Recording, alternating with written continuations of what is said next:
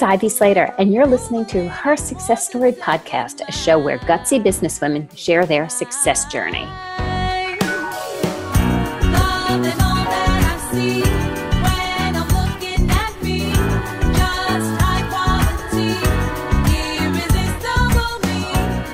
Hello and welcome back to Her Success Story. As you guys have been following us, and for the new first-timers this week, we have been spending the month of June honoring some great men in our lives. And it has been a joy to talk with them, learn from them, and really we decided to do it for the month of June because it's Father's Day. And the gentleman we're going to be talking to today, Ray Arata, is from California, so we're talking on two different time zones, and he's a really busy man. He does all this integrative leadership works with inclusion. He's a consultant, a cultural facilitator. Most importantly, and this is what we're going to get into today, Ray's personal mission involves going into the corporate world and getting male executives to stand up and stand strong when it comes to including and advising women. Ray brings his passion for working with men to a very relevant topic of enlisting the engagement of men to support gender equality. With over 10,000 hours of men's personal leadership work under his belt, having led transformational workshops and men's groups, as well as coaching men, Ray brings a unique and much needed experiential point of view that supports organizations in meeting men where they are and guiding them in an inclusionary leadership journey where women, the organization, and men win. All of the above. 3 check marks on winning, and I love that. Thanks, Ray. I know you're a crazy busy man. You're like tucked into a corner of a hotel for a conference just to jump on with us, and huge gratitude and thanks for that.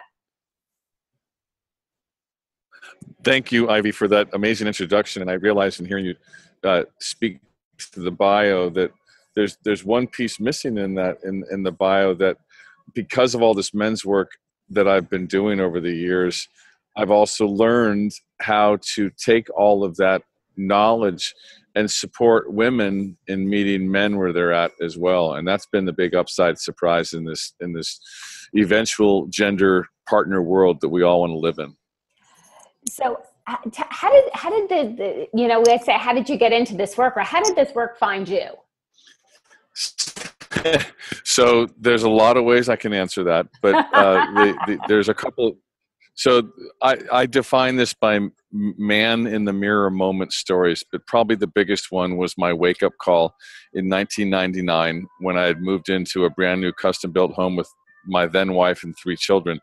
And after living 2 months there, one night I asked her a question in terms of how she was doing, and she was awake. It was 1 o'clock in the morning, and she said she wasn't doing very well. As a matter of fact, she was doing not so well that she didn't want to be married anymore. And so that was wake-up call number 1. And about 6 weeks later, I had 2 business partners in the financial services world, and one of them in the middle of the night, because none of us had the emotional literacy skills to talk to each other, he went to another firm and he turned himself from my friend to my foe at the flick of a switch. So after floundering for about 6 weeks, maybe 6 months, it was a long time ago, I was ill-equipped to deal with all this. And my manager called me out one day on my behavior. And I went into his office. I said, thanks for calling me out. What you said to me, which was, I act out of control. And my other partner said I act with a sense of entitlement. I said, I've heard these things before. I've heard them at home, and now I'm hearing them here. And he closed the door and he said, so what do you have in mind? I said, I don't know. I just know I need to do something. And he hands me a brochure that said New Warrior Adventure Training, a men's weekend. And I look up at him and I'm like, you got to be friggin' kidding me. And he I can only imagine. Yeah. And he said, no, seriously. He goes, I can't tell you what goes on there, but here, call my wife. It changed my life. And I was desperate. So there was nothing going on near me. So I got on a plane and I went to this weekend, and lo and behold, there was 35 other guys just like me in various states of wake up or asleepness, with 40 men who had, unbeknownst to me at the time, had done the weekend and were there volunteering their time to support all of us on our hero's journey to the heart, if you will, to become healthy masculine men. and anytime I ever tell the story to any woman, they always say, I want to send my guy to that. So I did this weekend, and I got a chance to look at. As I was just going to say, okay, for all the women listening, here's the website. No, don't give that right now. We can tell it later. But be that as it may, I did the weekend. Yeah, and that set me out of my journey. I came back. I joined a men's group because once I woke up and healed some of my wounds and saw how my relationship with my mother was showing up in all my relationship with women, I really started to focus on this. And then I staffed a weekend, and then I staffed another one, and then I staffed another one. The next thing I know, I'm declaring leadership path, and I'm learning and listening. And that's when, the big guy up in the sky started sending men to me, or women saying, hey, can you talk to my guy? And this went on for years until I finally left the financial services business and went out on my own to start an executive leadership coaching business. So that's part one of the story. And then I wrote a book called Wake Up, Man Up, Step Up, transforming your wake-up call to emotional health and happiness. And I just wrote that book because I needed to get it out of me, because one of my friends had challenged me, said, Ray, you're playing a one-to-one game. You need to play a one-to-many game. And I'm like, whatever that means, okay. So I wrote the book. And I met a diversity and inclusion consultant who said, you really have something here. What would you do with a room full of women executives? And I said, I don't know. Let me go back and look at my book. And I looked at one of the chapters, two of the chapters, one called Your Father and one called Your Mother, that I wrote about the influences of our parents on us. And in particular, how if you're a man, your first experience with a woman is your mother. And conversely, if you're a woman, your first experience with a man is your father. And all of that, if any of your audience has done any kind of counseling or therapy or read self-help books, that ingrains in us how we behave in a good way or not so good way. So that was my first inroads, unbeknownst to me, to gender bias. And so I started going to women's leadership conferences and listening and picking up on the frustration and the anguish and the missed opportunities that many women were experiencing. And I realized that was man in the mirror moment too. I need to do something here. And it helped me put everything together with respect to the stories my mom told me, my wife, my former wife. It made me think of my daughter. And I'm like, you know what? I'm gonna assign myself to do this work. And that's, I'll stop there because I'm sure you've got a lot of questions. I'm loving it. So being a woman who spent 20 some odd years in a male dominated industry and navigating that path, so much is, you're hitting a lot of pieces of my heart saying, oh my goodness, if I could have taken all those guys over all those years, I would have paid for their airfare. To be able to, business is starting to change, and I see the change today, and I still think we're at the early stages. We're at the very early stages, and this work for me initially was in the non-corporate realm, and it was just only since I'd say 2010 where, because of the coaching work I was doing, I started being able to listen to what I would call business pain articulated. And I started to see that which I had learned outside of the corporate space had total applicability in the corporate space. And when that diversity and inclusion consultant encouraged me to go to the women's event, I realized I had a forum and an obligation and a mission to go to the leaders. And let's just say I was early. I was very early. You were very early. And I wish I knew when. So with the Me Too movement and Time's Up movement, that's definitely helped and advanced companies and individuals' interest in the topic. And so now companies are creating initiatives around engaging men as allies, engaging men as partners, as advocates, whatever word's going to work. And, we didn't preempt this, but you actually, in your work and in creating the movement on your terms, you've also created a whole conferences around this. That's correct. And you know, so, to reach a bigger venue. So your friends who challenged you in getting the book out is, Ray, this isn't just a one-on-one, it's a one-to-many. You've taken that to the next platform. Share a little bit about that. yeah. So one day I was sitting at the Gender Equity Challenge event. It's in San Francisco, put on by our now deceased Mayor Ed Lee, who, by the way, yesterday, the first woman of color is now mayor of San Francisco, London Breed, which is awesome. And she's homegrown too. Oh, And wow. so, Congratulations out there in San Francisco. yeah. And so I was sitting in the back of the room and I'm like, they're talking about this gender equity challenge. And I'm like, this is great, but how are they going to engage men? And I'm sitting in the back of the room and I'm like, they're asking questions. And I'm like, I'm going to ask them that question. But I had a little fear and a little bit of reluctance. And right when I went to raise my hand, they said, no more questions. And so I left there and I'm like, God, someone's got to do something. Who do I know? Who do I know? And I started thinking of corporate people. And I'm like, I think maybe that person that's going to do something is me. And I had this vision of doing something. I just wasn't sure. So I called a mentor of mine and I said, you know, something's not landing for me. You know, I've been talking on these panels and doing this and that. And he says to me, Ray, let me tell you a little story that might resonate with you. And he said, imagine that you're a very young Martin Luther King and somebody comes up to you and says, and by the way, my mentor is a man of color, a former radio host and TV host here in San Francisco named Jan Hutchins. And he says, imagine you're Martin Luther King, very young, and someone comes up to you and says, how's your congregation, how are things going? You said, and you answer, great, my numbers are growing. We've got a new church we're going up in the other county. We've got a course for young married couples. And the person says to you, Martin, your job is to save your people. And he says this to me, and the hairs on my arm raised.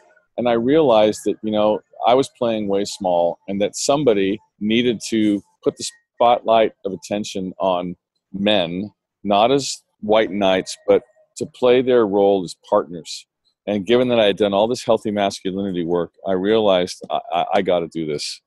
And I called some people up, and with a lot of effort and intention, I pulled it off, and the first conference was a success. And so we did it last year, and a bunch of companies sent delegations, and it doubled in size. And then Me Too and Time's Up hit.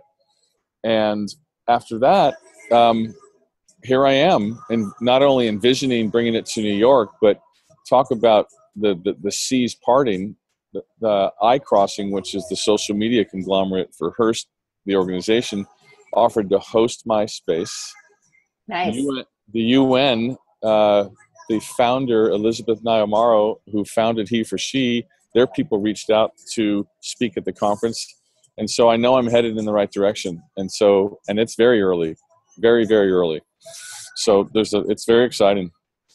So, you know, you've built a movement around this, you've built a conference around this, and you've built a company around this. And not just you have partners that have all come together, and you're reaching out on the big scale. Share a little bit about, you know, so it's not just you as a lone wolf. No way. Saying, hey, Ray, I want to be involved, and share a little bit about that. Sure. And what you're seeing is what their interest is, what's sparking their interest here. So initially, the Inclusionary Leadership Group, formerly known as the Gender Leadership Group, was comprised of 3 straight white guys. And the common denominator between all of us is that we were committed to healthy masculinity. Number 2, we're all activists in our own right. And number 3, we represent 3 different generations. So I'm the baby boomer. Ed Gurewitz is our builder generation. He's the older guy. And then Dale Thomas Vaughn is our millennial who made his name on speaking at college campuses, speaking to fraternities and speaking out against, you know, toxic male behavior. Mm-hmm. And we have since expanded to and recognizing and understanding, yes, we're 3 white guys and we're going to use our power and privilege for good. And if we're going to walk our talk, we need to have different folks from different target groups on our team. So there's a woman named Samaya M.A. Du on our team. We have other people who are onboarding as we speak. Dr. Michael Kimmel is of counsel, and we have a good, healthy relationship with him. And now that things are starting to move quickly, we're lining up other folks. We're developing a partnership with Jennifer Brown Consulting. So it's going. So Ray, tell me, in this journey, what are some of the surprises? What surprised you along the way?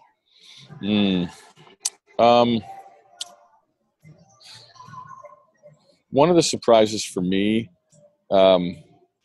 always happens. I'm an outgoing extrovert kind of guy. And one of the surprises is on that day of a conference, when I walk into the room, I get really quiet and don't want the attention on me. It's a really strange thing. I have a lot of good support around me to keep my ego in check, and I have my frequent bites of humble pie, and that's always a surprise to me. The other thing is when this has been much more lonelier than I thought initially, right? And just right when it's lonely, then amazing stuff happens. And I wouldn't change it for the world. It's been really, really hard, and it's been gratifying at the possibilities. And so it's a way of life for me. And so, yeah, those are some of the surprises for me. I've forged great relationships as a result, and I've made a lot of new friends, not very many of whom are white or men. So I have to pick up on this because, one of the heartfelt foundations of my company is building great relationships, and great relationships lead to great business. What are some of the impactful relationships in this journey? You said you had your relationship with your mentor. Yeah. So another relationship, there's a man by the name of Julius Pryor. He's an African-American man, and he is the former chief diversity officer for Genentech. Now he's the head of diversity at McCormick, the spice company. Sure. And he's been an amazing man who I've broken bread with, and he's been a phenomenal friend and advocate and supporter. So he's one individual, and then Samaya on my team. She's a 6 foot tall woman of color. She rocks the house, and I've really, and I can say this as a white man. I recognize my differences, and I'm a heart-centered guy, and I see her brilliance and I see her heart, and it's that kind of stuff that it makes me feel so full. And those relationships, it could be Karen Taylor at Workday, Tara Ng at Kaiser Permanente, and some of my white guy friends who are on this journey as well, Chris Brissell and Chris Crace at PwC. Huge company. And so where would you'd like to say, I hate to interrupt, there's so much I want to chat with you about it in so short of a time. Where do you want to see this looking forward 5 years? Well, I'm going to say you said you have a daughter, right? Mm-hmm. Yes. And may I ask her age? She's 25. She's 25. So on her 30th birthday, on her 35th birthday, when it's about this next generation, where do you want to see this? Well, the cool thing, there's a relatively easy answer without attachment, of course, because she's a very strong-minded and strong-willed individual who happens to love math and who is in an internship where she's coding, working for a startup. So the skids are greased if she wants to truly enter into high tech. Mm-hmm. And if she does, then where I see her in 5 years is using that brilliant brain and heart of hers, leading others with the sky as the limit. This is a woman who, a la Reese Witherspoon in the movie, where my daughter hiked the entire Pacific Crest Trail. Nice. So I see her leading and with her heart and her brain in some company somewhere, if that's what she intends. And in, your heart of hearts, in doing the work you're dedicated to, where would you like to see, well, first of all, I must say I was at a large global company a while ago, visiting for a day and observing certain things for business purposes. And I asked their demographics, and they said, well, our current is, about 80-20, 80 male, 20 female. Our young and incoming is 51% female, 49% male. And I said, wow, he goes, yes, we're changing the way the globe does this whole thing. So it's inspiring, and it's inspiring to see that these big, large corporations are beginning, and I'll say beginning, to hear it differently and see what's possible. Where would you like to, in your legacy, look forward and see the impact you've made? So I got to quote my friend Damian Hooper Campbell, the chief of diversity at eBay, who told me the other day that he's starting to see some engagement of leaders at the top, and he wants to see more. But what really is going to make a difference for him is when men step up and act and behave as allies and partners when no one's looking. So there's a corporate answer and a personal answer. The legacy would have it be cool for men to be emotionally literate and to live and lead from their heart, and they would stand up and they would speak up and they'd be partners, and they'd basically trash all the old stereotypes of men. That would just be on the personal front. On the corporate front, culture to me is synonymous with family, and if someone's going to feel included or feel like they belong, I'd want that to be pervasive throughout company culture, where people can bring their whole self to work, and that men were supporting women and target groups, men were calling out other men were, seeking to be the best men that they can be, and that this old playbook that just has not worked for so long was rewritten, and that I had something to do with that. I love it. The rewriting of the playbook. It's time. It is. It is. It's past time. And I think we're in an era of change and enlightenment. And with the awakening of the Me Too movement and everything that's going along with it is finally shifting from a higher up place, and a place that has a impact on reaching through everybody's television set, so to speak. We're here, it's on that scale. So I just, I have to personally thank you. Honest to God, I spent 20 years playing in a boys club and navigating it. And there was some great men there, and there were some real toughies and some real challenges.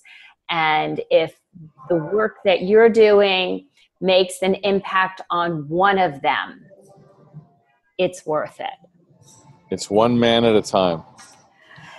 It is. It is. And what you're saying, and what I'm really loving you're saying, is every one man we affect, their generationally has a huge impact.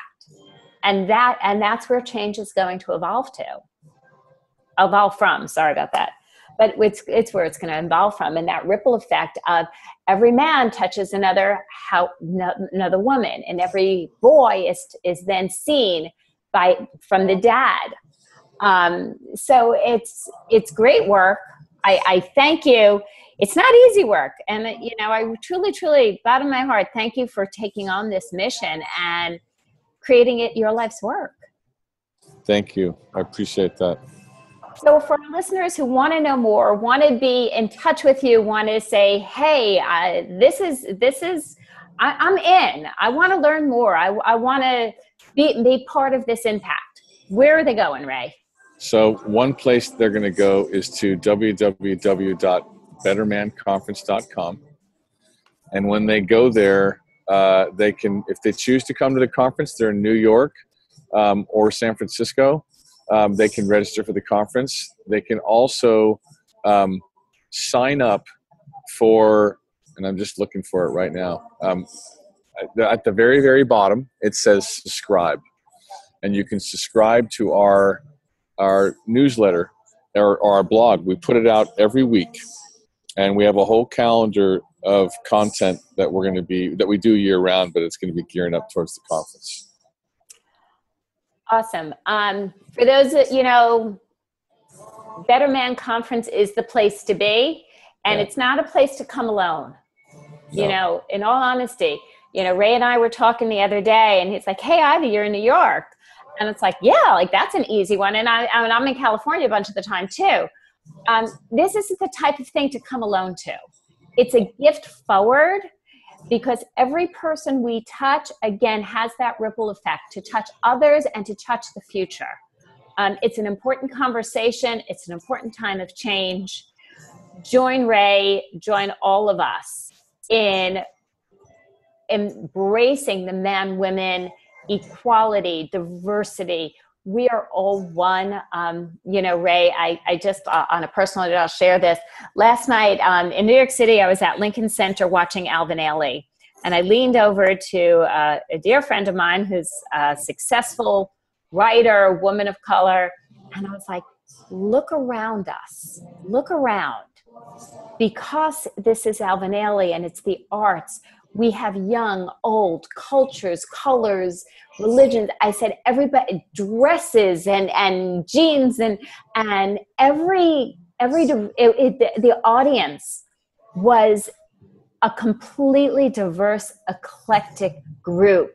And we all loved it and enjoyed it and got on our feet at the end and were dancing in the aisles together. This is what today can be, and this is what the future is. So please come and join Ray on the Better Man movement. Check out Inclusionary Leadership Group. Ray Arata, thank you so much for joining me and stepping out of a conference and hunkering in a corner where you had good service at a hotel. I truly appreciate that, Ray. You're very welcome. If you didn't catch it, you could check in the show notes, the correct spellings and links. Don't panic. It's all here for you. Remember to join us on future episodes of Her Success Stories, as well as check out some of our wonderful past episodes of great stories of some great men, women in our journey in success. And when you can, subscribe it and share it forward. See you next time.